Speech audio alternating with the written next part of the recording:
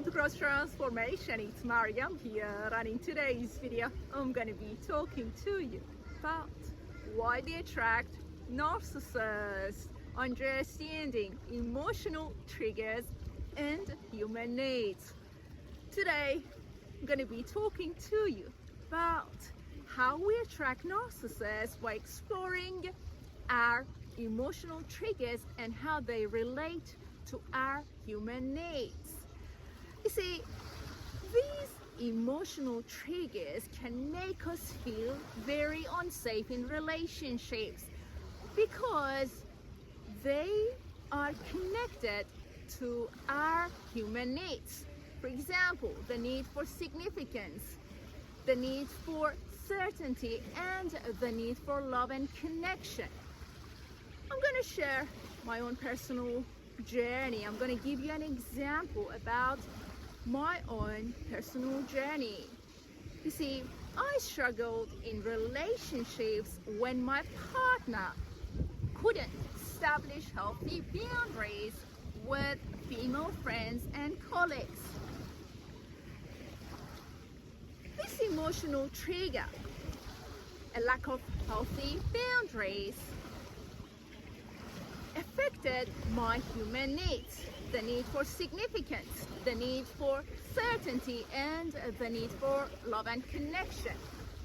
Despite my efforts to communicate what mattered to me, that I was being triggered by not having healthy boundaries in place with female friends and colleagues, I felt neglected and felt less significant. It totally messed with my mind because that emotional trigger wasn't going away. And from my partner's perspective, he couldn't comprehend that I was being impacted at such a deep level. My human needs, the need for significance, the need for certainty, the need for love and connection.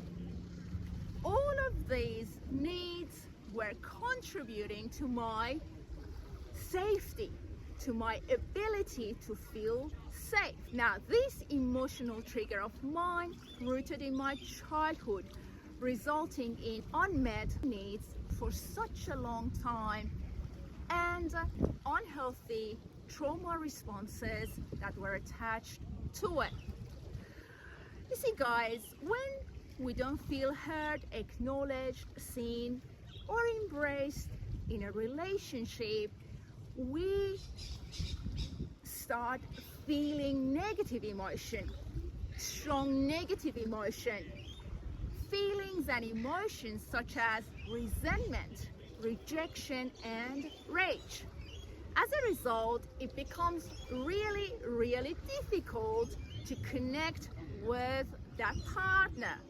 From having gone through that emotional trigger, in my situation, a lack of healthy boundaries with female friends and colleagues, to feeling that my needs couldn't be met, not feeling significant, not feeling loved, not feeling connected, and not feeling that there was certainty in that relationship, to feeling resentful and rejected. You see, many of us would be in a loop like this.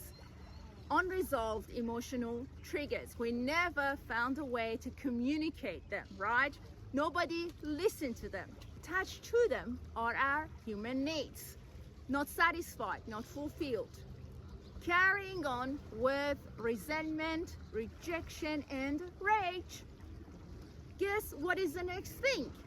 Negative trauma responses, negative fight response, negative flight response, negative freeze response, and eventually this combination is going to attract toxic and abusive people and partners into our lives.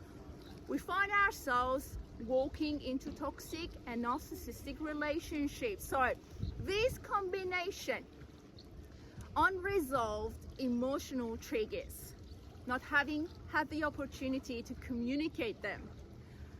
Unmet human needs that are attached to those emotional triggers, prolonged strong negative emotions and feelings, and unhealthy trauma responses would result in attracting narcissists. So if you find yourself struggling with a similar situation, you can get the other person to listen to your emotional triggers. You can get them to at least fulfill some of your needs.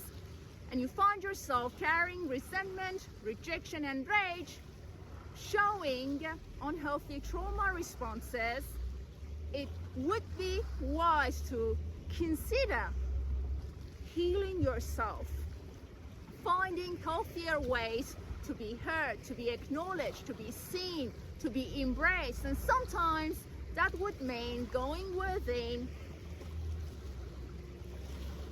reparenting ourselves, especially when we are dealing with narcissists. So hopefully you'll find this video helpful, guys. Keep shining your light, keep believing in your greatness, look after your precious soul. Have a great day, and I'll talk to you soon.